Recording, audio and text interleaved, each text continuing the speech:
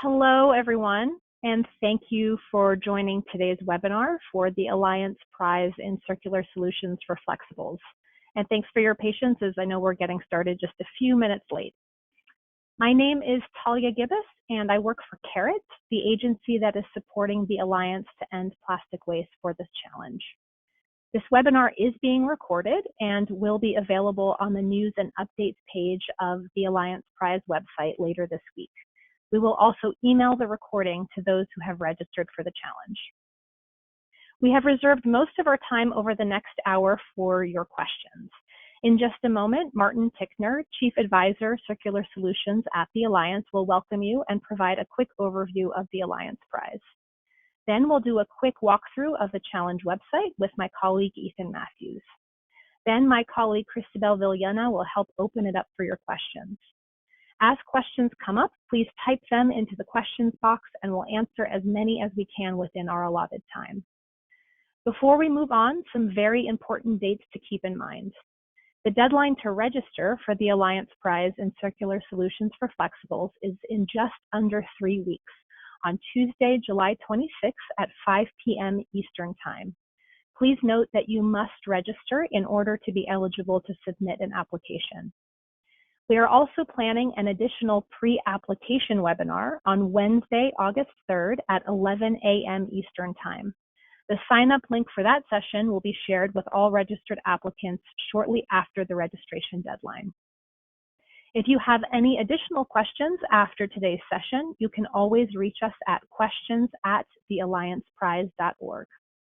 And with that, I'm very pleased to virtually turn things over to Martin Tickner of the Alliance to End Plastic Waste. So greetings to everybody. You can hear me clearly? I'll take that as very good. Yeah. So greetings to everybody, and firstly, many thanks for your participation, not only in this webinar, but far more importantly, to have volunteered to participate in this challenge. Without the judges, then for sure we cannot be as successful as we wish to be. Most of you, I think, will be familiar with the Alliance, but just a few words that the Alliance is a non-profit organization with at the order of 90 members now between our member companies and between various supporters and strategic allies, growing rapidly. So relatively young organization. We've really only been fully effective on the ground in the last 2 years or so. And I would say what differentiates the Alliance from many organizations is that we're funded in order to be able to really support projects and to look for the ways in which we can support the activity of eliminating plastic waste. Eliminating plastic waste for us really follows two different or two complementary goals. The first one is for those countries and regions which don't have mature waste management collection systems, so effective collection and containment of plastic waste. There we have activities where we're looking to see how can we improve that situation. And then the second part of the agenda is really focused on driving circularity. So what is it that we can do to support the industry and society to be able to achieve a much higher degree of circularity? So this particular challenge, and this is the type of activity that we do, ranging between projects which are really intended to bring immediate impact versus longer term looking for solutions, technical solutions, economic solutions, business model solutions that will help us to show a solution pathway towards eliminating an issue. And the reason we have chosen firstly a prize and secondly this focus on flexibles is that we recognize we really in some cases need to try and harness views, input, innovations, ideas that perhaps otherwise have not easily surfaced. And in particular, the focus on flexibles. Flexibles, plastics, I think most of you will be aware, it's a very large part of plastic packaging. It's the area where there is the biggest challenge in terms of, firstly, just the practicality of being able to find solutions for the flexibles that enable us to approach more circularity. It's more challenging in terms of cost of collection, it's more challenging in terms of processing, and the area for which there is for sure less solutions which have already been implemented in comparison to rigid plastic packaging, for example. And so we decided this was a good area to use this challenge process, which is being hosted on behalf of the Alliance by Carrot.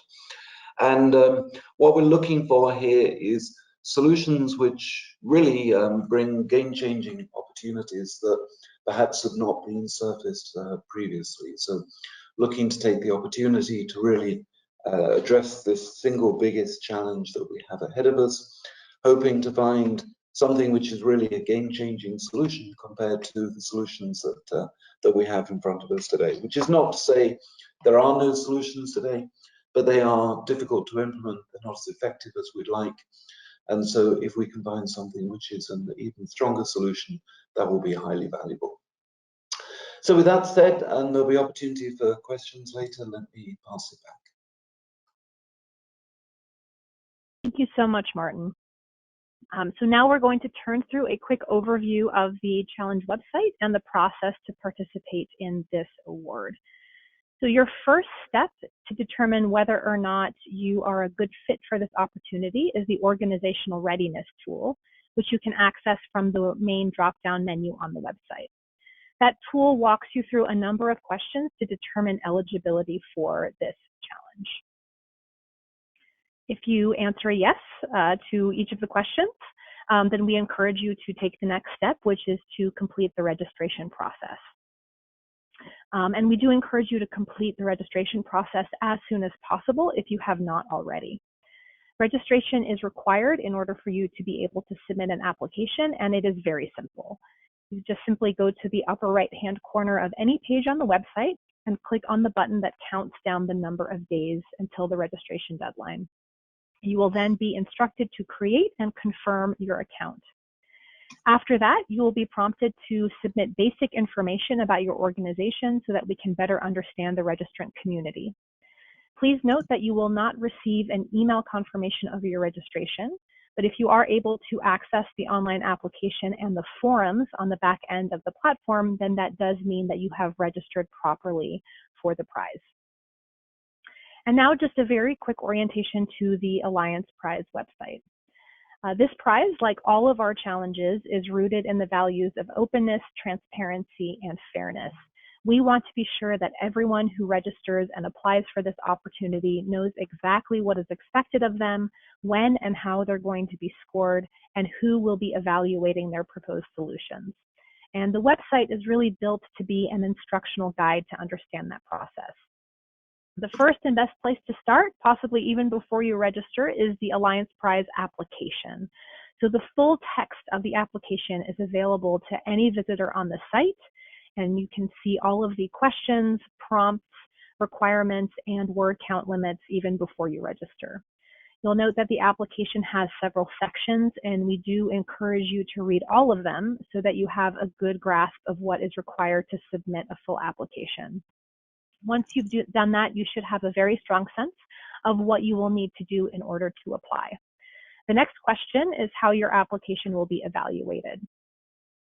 And so again, on the challenge website, you can see the full scoring rubric that will be used during the evaluation panel to score and comment upon the submissions. There are 4 criteria: impactful, feasible, scalable, and innovative. Each criterion consists of a prompt that details what each of these traits means in this context, and each trait will be given a score between 0 and 5. And as you can see, you can toggle back and forth between the scoring ranges for any given trait, and as you do that, a phrase will appear to provide further detail on what a low and high score means for this Alliance Prize. The rubric defines what makes a strong proposal, and we really do encourage you to familiarize yourself with it and to think about how to craft your application so that it meets the criteria laid out in the rubric in the best possible way. And then the next question is about the actual scoring process. So following the application deadline, all eligible submissions will move into evaluation panel review. And you can see a list of the confirmed evaluation panel members on the website. So not only will you receive scores scores on your submissions from 5 of the individuals on the website, but you will also receive written feedback. So in addition to their numeric scores, the evaluation panel members are required to provide comments to justify each score and note their overall impression of each application. We often find that the feedback is one of the most important aspects of participating in the challenge for applicants. So even if you are ultimately not selected, you walk away with valuable feedback that you can then use to refine your solutions, seek other funding, or expanded support. This does raise another common question that we receive, which is how do we ensure that the scoring process is fair? And to address that question, we have a page on the website that's dedicated specifically to explaining how we normalize scores. So you can see that under the scoring process header, the page is titled Fairness. So I mentioned that each valid application will be scored by 5 members of the evaluation panel. And that means that not every applicant and not every judge will look at every application. But we do make sure that you're not disadvantaged if by chance you are assigned to someone who tends to be a slightly harsher grader and another applicant is reviewed by someone who tends to be a little bit more lenient in their scores. So in brief, all of the scores are rescaled and normalized. And if you go to that webpage and read over everything in detail, you can learn a lot more about how that process works. So there's a few other features on the website that I'd like to point out before we turn things over to questions. So first, let's quickly visit the rules page. And on this page, you can read all of the legal stipulations that govern your participation, including the eligibility criteria, and then also learn more about the detailed terms and conditions for the Alliance Prize. And then finally, we also have a timeline page, and that details each phase of the challenge. So, how to get started? The first step, of course, as I mentioned, is to register, and registration is required and must be completed by Tuesday, July 26th at 5 p.m. Eastern Time for you to be able to submit a proposal. Excuse me. And once you register, you will have access to the full application platform where you can enter your submission. The submission deadline is Tuesday, August 23rd at 5 p.m. Eastern Time. And if you continue to scroll through the timeline page, you will see all of the other key dates that are related to the challenge. The website also includes a number of other helpful areas like news and updates. There's also a series of frequently asked questions. So we encourage you to read over all of this if you have not already. And with that, I think we're ready to move on to the Q&A portion of the webinar. So please feel free to add your questions to the questions box and we'll get to as many as we can.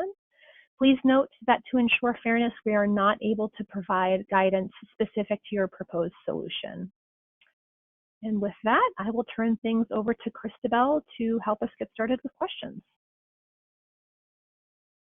Great, thank you, Talia. The first question, what is the project period and are there restrictions on how we can use award funds? So I'm happy to take this one. So the project period is 2 years. There are indeed a few restrictions, and I referred to the rules page earlier, and that is the place that you want to go to read over the restrictions in full before you begin your application. So just in brief, funds may not be used to directly benefit any Alliance member companies. They may not be applied towards projects focused on circular solutions for flexible films found in household waste that are already receiving funding from the Alliance. And organizations already receiving funding from the Alliance may apply with projects that represent significantly different concepts. All projects must also adhere to the sponsor's charitable purpose requirement. And there's more detail there, so please again refer to that rules page for more specifics on these restrictions. Great, and may individuals participate? They may not. Individuals are not eligible to directly and or monetarily benefit from the Alliance Prize, and they may also not be the primary applicant.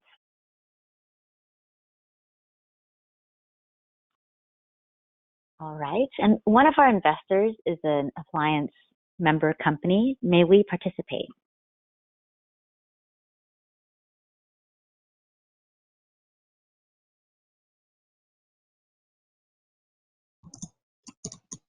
Yes, I can take that question. So we will be very pleased to see applicants which are supported by companies who are directly engaged in the challenges of addressing plastic waste, including members of the Alliance. But as per clause 2 of the rules, the Alliance member companies are not eligible to directly monetarily benefit from the prize, nor can they be the primary applicant. So that means an investment by a member company of the Alliance would not preclude you from eligibility unless the applicant is controlled by the member company. We would certainly expect your submission will provide details of the member company interest and to address how your proposed use of the prize will be deployed in a way which does not monetarily benefit the member company.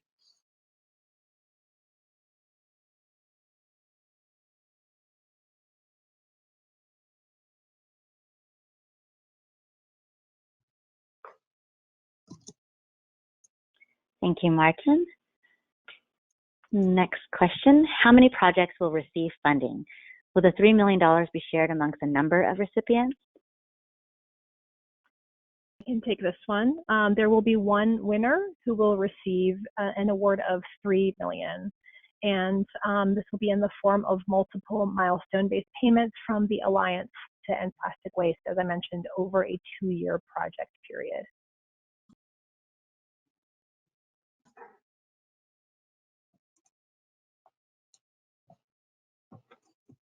Thank you, Talia. And thank you, everyone, for submitting your questions. We just need a moment to review and provide some responses for you all. For the next question, there is an opportunity in the Alliance competition for the development of a new technology that seeks to overcome all the barriers of current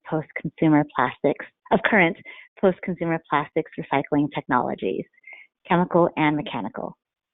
So even if the TRL of the technology is very low, such as TRL level 2, and a lot of new science needs to be developed, I think the question is if this would be eligible to participate. I'd be happy to take that one as well. So the prize is oriented towards solutions that can have impact in a relatively short period of time.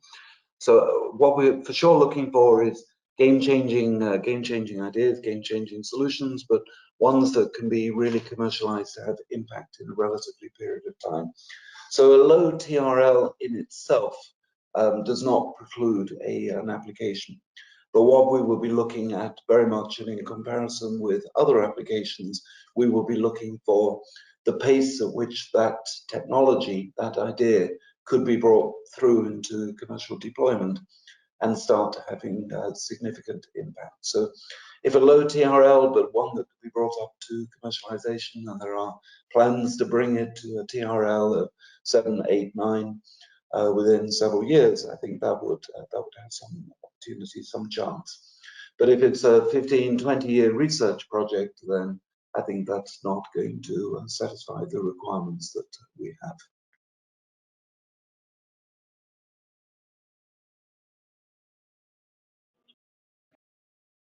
Thank you, Martin. Next question, is there a restriction on the type of equipment we can buy for the project? I can take a crack at this, and I think this is something that hasn't quite come up so far, so maybe others on our team could clarify further. But the idea is to have a budget of $3 million for the project, with clarity on what that money will be spent on, and milestones that drive the release of that funding against that budget. As far as I know, there's no specific restrictions on types of equipment, obviously, as long as it's within whatever the regulatory system is in the region. I can't think of a restriction as long as it fits in the budget or there's co-financing available for it. but I might be missing something. No, I think that's a good answer, Joe. I would agree with that. Yeah, what we're really not wanting to restrict the types of solutions that can be brought forward. So I think any solution, whether it's addressing economics, business model, it's addressing the approach towards collection, addressing the approach towards recycling, processing of plastic waste, the type of equipment that is used in that design end market solutions. We're really wanting to be very holistic in this and opening the doors to as much creativity as possible. So no restrictions that are in front of us at the moment.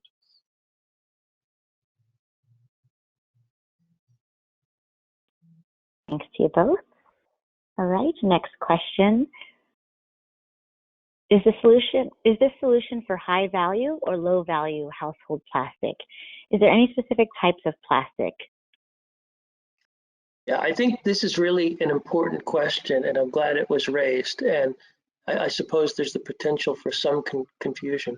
So what we're looking for here is a solution that addresses particularly post-consumer flexible or film-based plastic waste, right? And particularly it's about the value uplift of this waste. So we're not really looking for solutions for what are today high value waste, because typically those have solutions.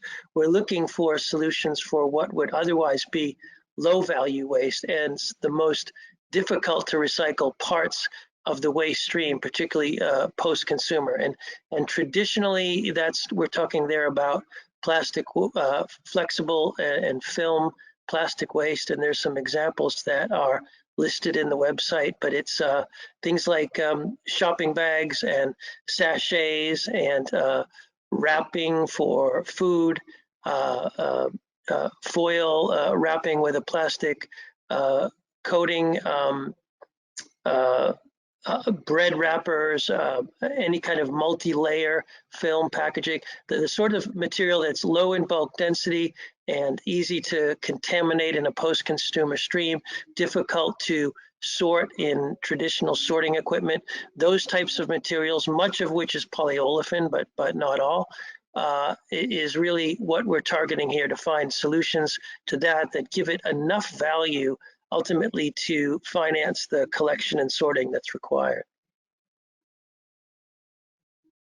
And Joe, maybe I could just add to that, because you used the description post-consumer a number of times. We're specifically interested in the household waste part of post-consumer, rather than the sort of post-commercial, the delivery of materials from a factory to a retailer. That type of plastic waste is not what we're focused on. It's really the household waste stream. So indeed post-consumer, but post-consumer in the more narrow definition. I hope that's clear.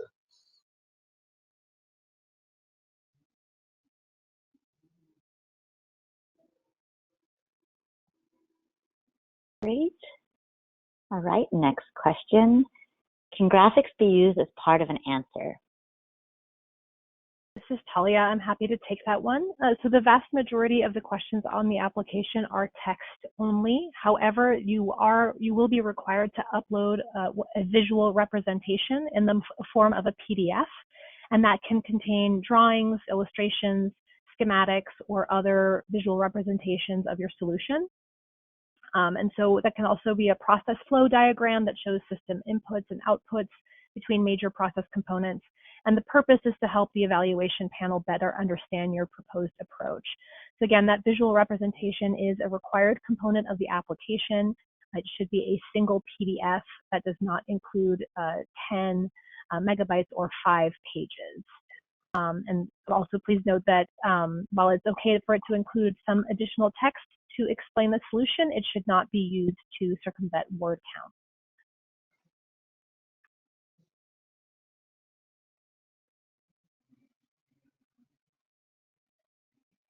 Thank you, Talia.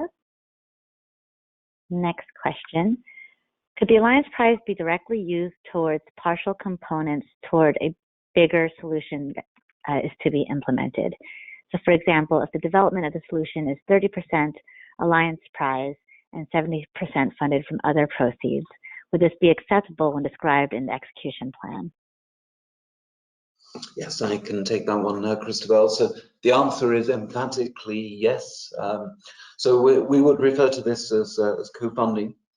And if there is a solution which is partially funded, not completely funded, the Alliance will be very happy to see the proceeds being used as part of the funding of that larger solution. So definitely yes, and I think there's no real limit in terms of the percentages here that we will be looking for. We just want to be sure that the Alliance Prize is enabling you to be successful in commercializing the solution that you have.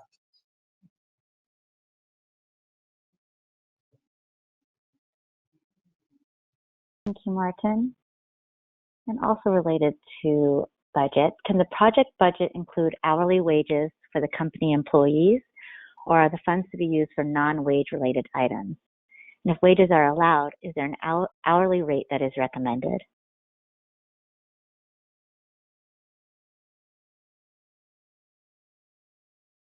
Okay, I'll jump in on this one. So the answer is simply yes, that certainly costs related to personnel wages is one source of cost that would be appropriate in the project budget. We do leave it to the applicant to decide what's the right sort of competitive wage for that task in that place. I don't think we can give a general answer to that for a project of this breadth.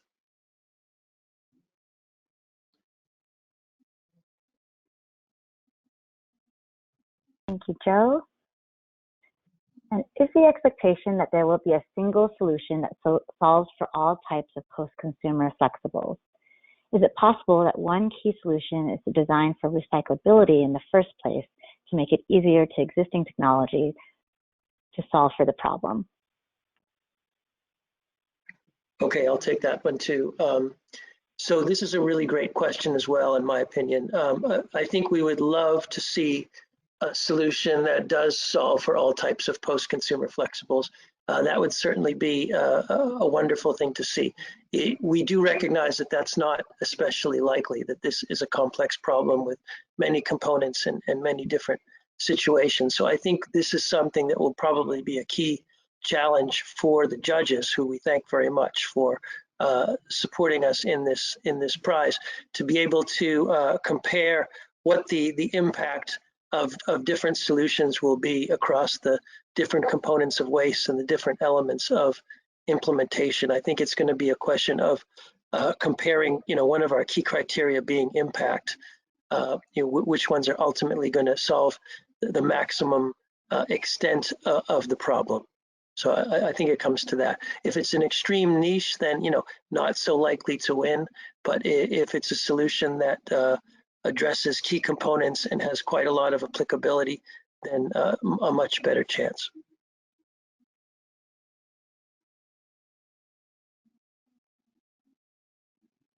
Thank you, Joe. Are solutions that enable recycling via chemical recycling acceptable, or is the Alliance looking for more mechanical recycling solutions? I can take that one. So the answer is definitely yes. So what we're looking for in the solutions is the solutions that can have the most impact in terms of being able to address the issue of plastic waste, increasing the circularity of it, and generating the most economic and capturing the most environmental value. So that's the kind of lens that we'll be judging solutions. Chemical recycling, I think, is almost certainly going to be part of the overall solution at a global level for flexibles. How big a part of it is that we have to see. But what I would just caution in terms of chemical recycling is we are looking for solutions which are really game-changing, so not something which readily exists today.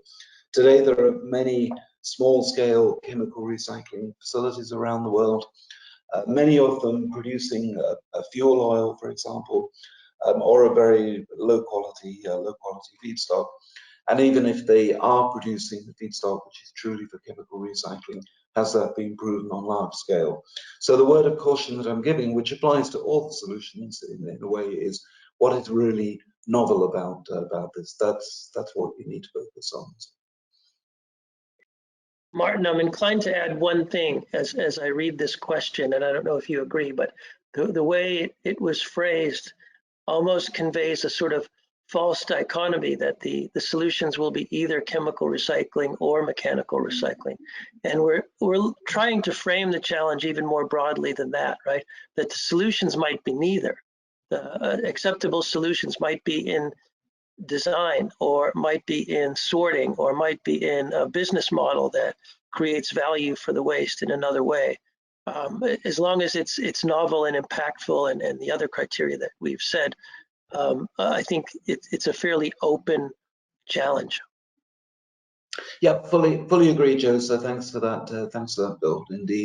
Indeed, the question does imply a bias towards mechanical recycling, which is simply not there on our side.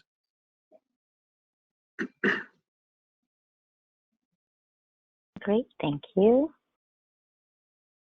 Next question. How will you maintain the confidential data of the technical information disclosed over the application?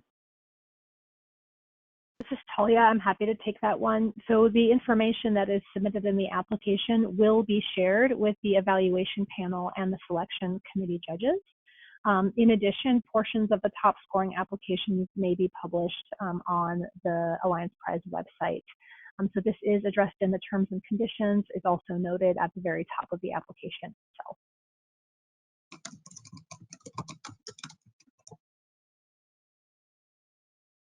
Thank you, Talia. Next question.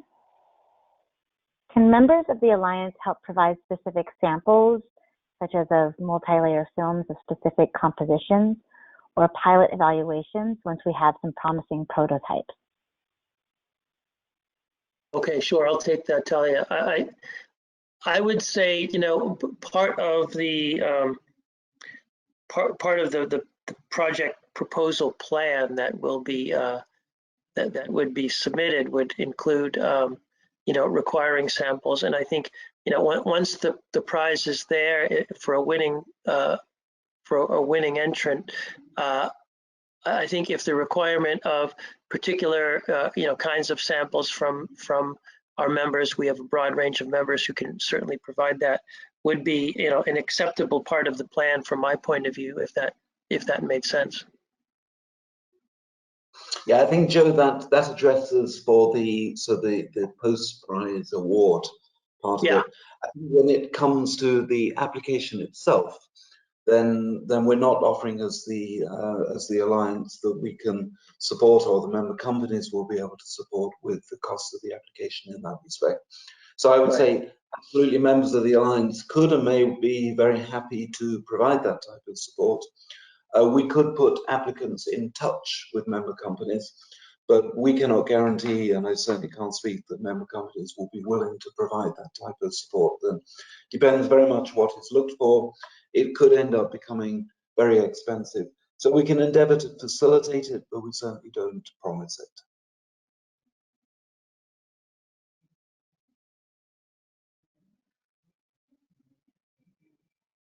Thank you.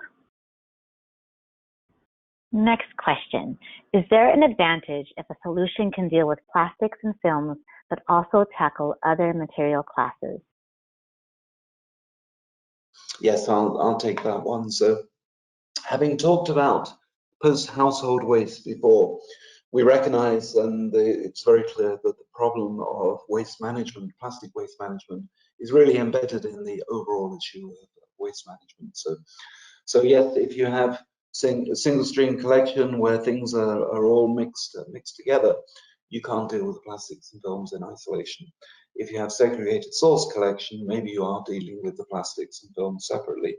But in both cases, we would be very much open to if a solution has additional merits because it's able to address the organic fraction, for example, or the paper or cardboard fraction, or metal or glass, or whatever. If it is bringing benefits in terms of addressing overall waste, that is an additional merit. But that said, I think the clue is obviously in our name. We are the Alliance to End Plastic Waste. That's clear. And our focus is on finding solutions for the flexibles part of the household waste stream. So yes, could bring an added benefit. It would not in itself, and certainly a solution which is not addressing plastics, but some other fraction that would not succeed.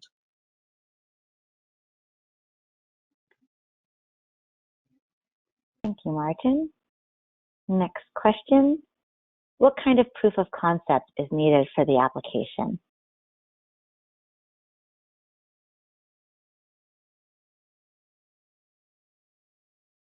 Yeah, I can jump in on that, because we had the question before whether something at TRL2 would be considered well in terms of the application. What we define is that the expectation is actually TRL6 or above.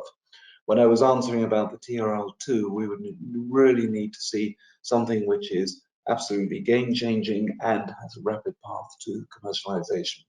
So I would say if you have something which is in really early stage of development, it's much more in the R part of R&D, or it's in the D part of development, rather than close to commercialization, at the point of commercialization.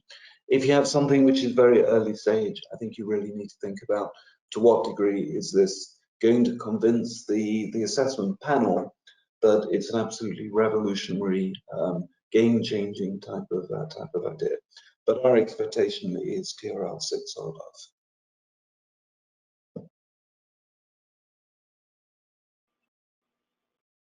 Thank you. Next question. Can the solutions be tailored to local conditions of our country of origin, or does it have to be able to be replicated globally also? Okay, I'll take maybe the first crack at this one.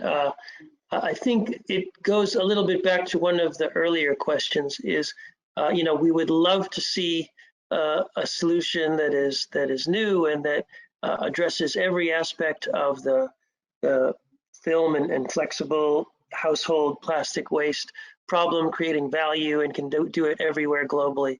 We recognize that it's probably, the world is probably not that simple, right? And so we recognize the diversity of conditions in different parts of the world in terms of infrastructure and waste composition and many other things. So we'd love to see a solution that's truly global. There probably isn't one. So I think the applications will be compared to each other in terms of the scalability and potential impact. Part of that will be how broadly geographically they can be applied and replicated. And another part of it will be, how much of this difficult to recycle waste stream will they address, or, how far along the value chain they're going to be impactful. So there's a number of things to compare, which makes judging a competition like this, frankly, challenging. So I think, the more replicable it is geographically, the better the solution is going to be, the more impact it's going to have, the higher it's going to score on that impact scale metric.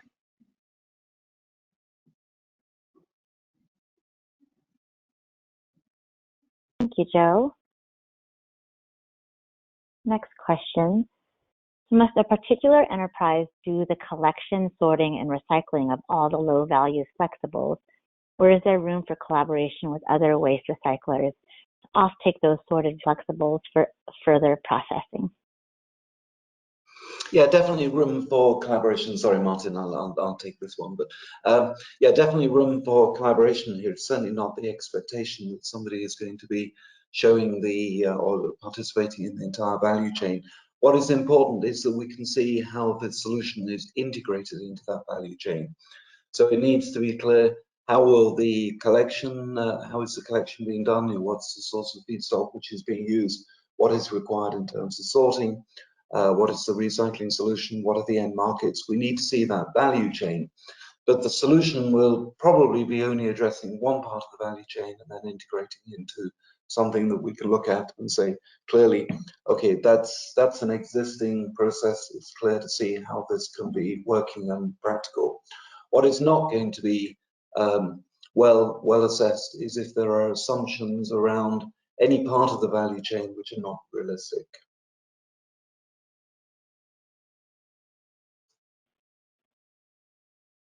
Thank you, Martin. Okay, this is a two-part question. The first, how important is the quality of recycled plastics in the weighting of the competition?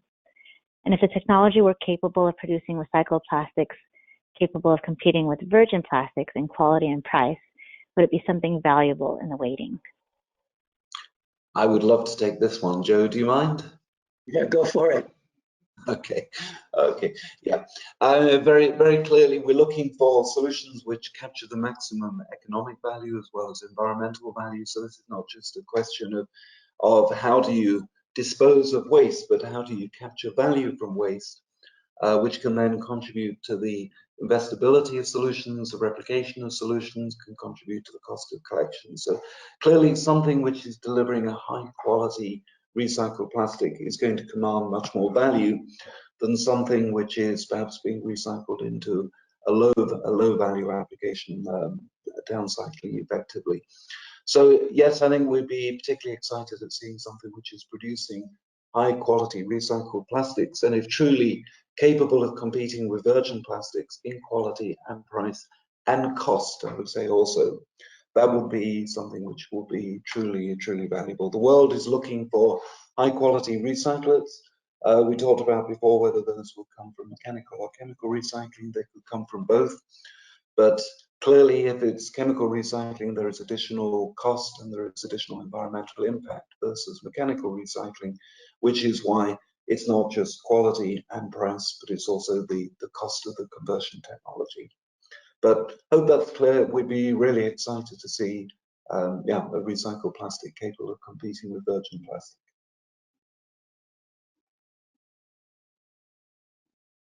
Thanks so much, Martin. All right, next question.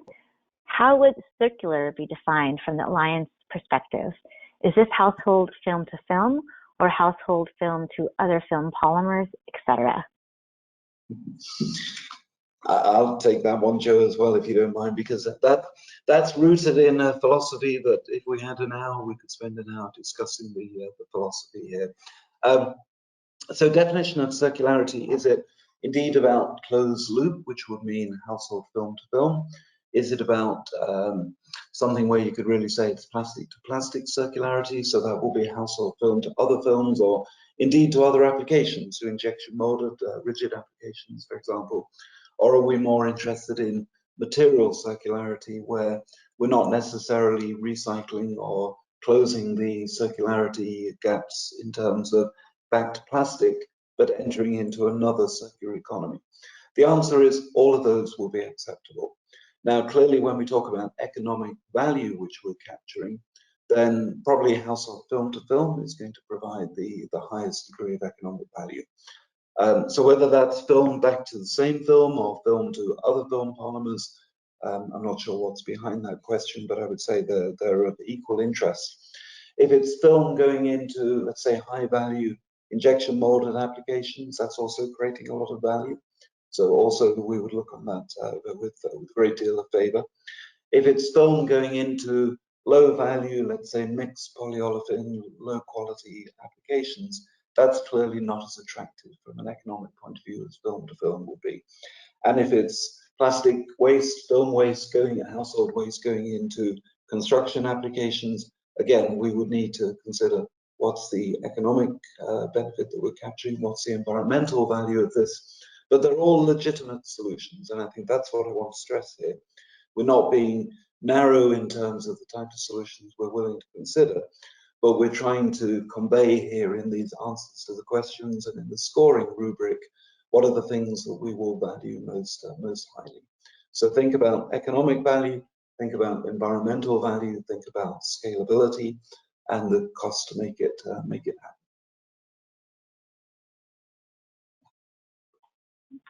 Excellent, thank you.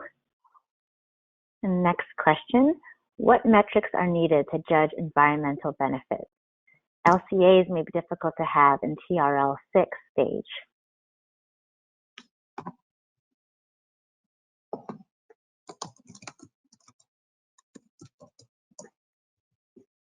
Okay, sure. I'll jump in here. I think that's a fair question. I think the primary environmental benefit we're looking for here is really the tonnage of plastic waste that can be recycled through one means or another through this process. I think the additional ones that are important are obviously greenhouse gas impacts going to be important, and that can be very difficult to be quantitative about at a lower stage of development.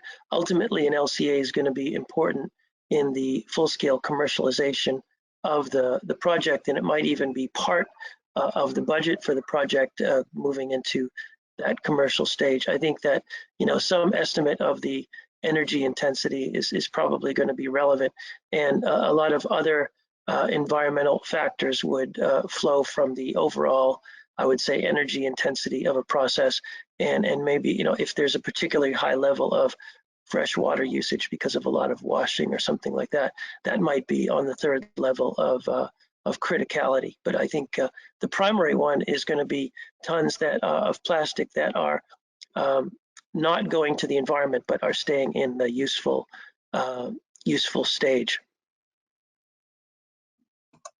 Would you add anything to that, Martin? No, I think you covered it well, Joe. Thank you.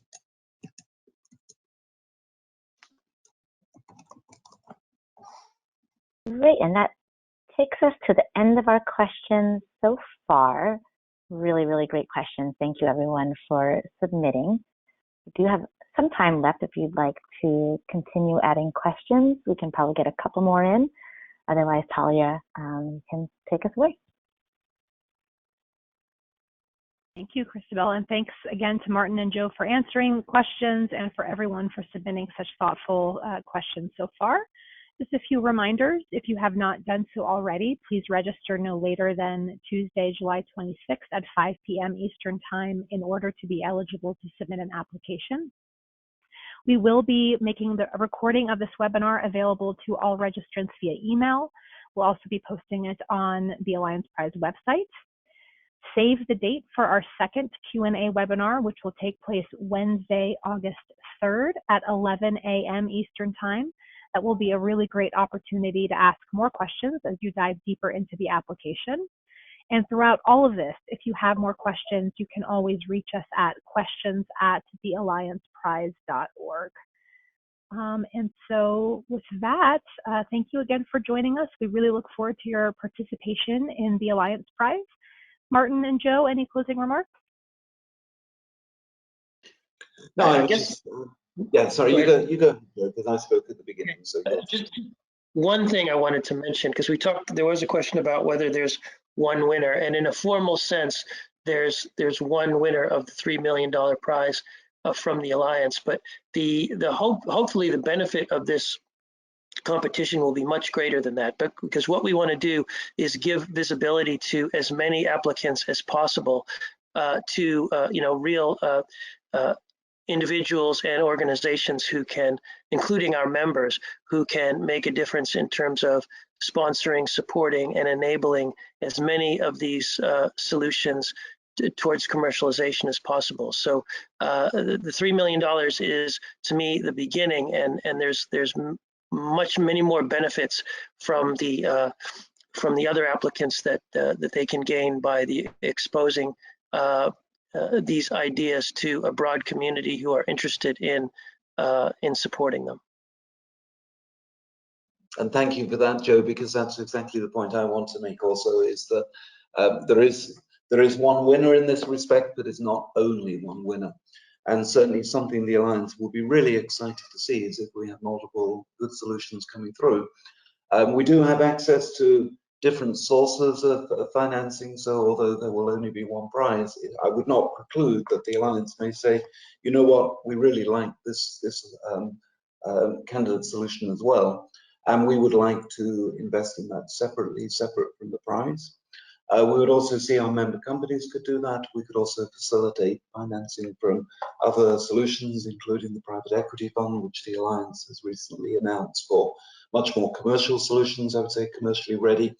But the point is, there are many different sources of financing for, really, as we see on the screen here, game-changing solutions to advance the circular economy for flexible. So really excited about this, looking forward to some really exciting applications, ideas. Just please remember we're looking for things with a high degree of impact and things which are novel solutions that are not already existing today.